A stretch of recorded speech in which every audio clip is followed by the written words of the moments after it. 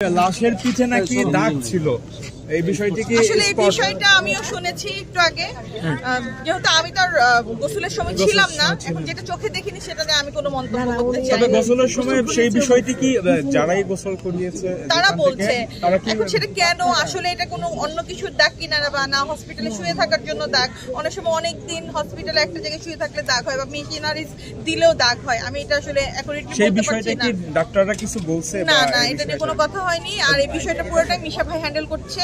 ওরা অর্থ সম্পদ নিয়ে কোনো এখানে কোনো হ্যাসেল দেখছেন না? তার তো ভালোই সম্পত্তি আছে আলহামদুলিল্লাহ, এবং আমার জানার মধ্যে সে আনোয়ার সাহেবের থেকে 3টা ফ্ল্যাট থেকে শুরু করে 2টা দোকান পেয়েছে, তার উত্তরার বাড়ির টাকা, এগুলো কোথায়?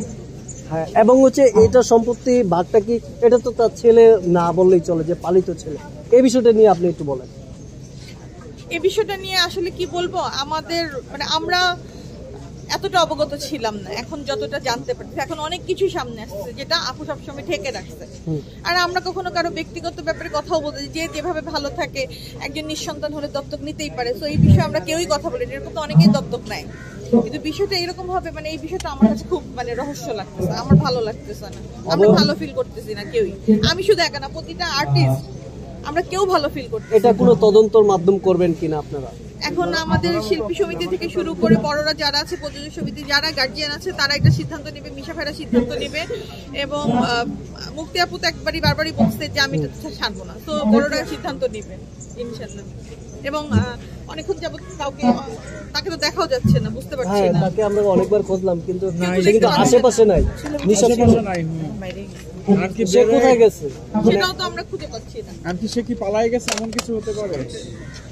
বুঝতে পারতেছি না। এখন মিশা ভাই আমাদের গার্জিয়ান, আমাদের শিল্পী সমিতি থেকে এখন এটা সিদ্ধান্ত নিবে, ওনারাই ভালো জানেন, ওনারাই বুঝবেন। এখন শুধু একটাই চাবো, এটা সঠিক তদন্ত হোক। কেন ওনাকে আপনি দেখতে দিতে কেন আমাদের চায়নি, কেন আমাদেরকে যেতে দেয়নি, কেন একজন আর্টিস্ট সিসি ওতে থাকার অবস্থায় বাইরে থেকে তাদেরকে বের করে দেওয়া হয়েছে অপমান করে।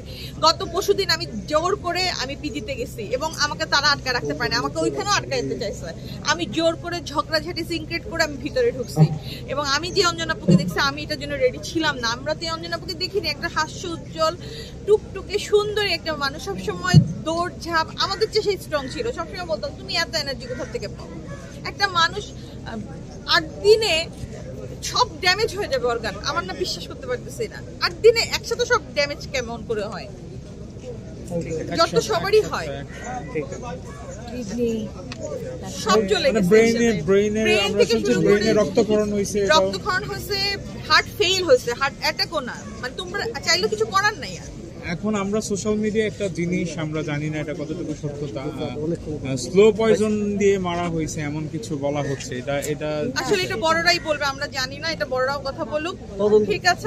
আমি শুধু একটা কথাই বলবো সবার কাছে, একটা অনুরোধ আপনাদের সবার কাছে, আপুর প্রতি যারা আপুর খুব কাছে ছিলেন, কোন রকম, আমি জানি আপু কাউকে মনে কষ্ট দেয়নি, কিন্তু আমি জোর হাত করে একটা বলবো, আপুর প্রতি কারো কোনো কষ্ট থাকলে আপুকে আপনারা ক্ষমা করে দিবেন, যদি দেনা পাওনা থাকে তাও ক্ষমা করে দিবেন, আপু জান্নাতবাসী হোক, আমাদের এটাই চাওয়া। আপনারা সবাই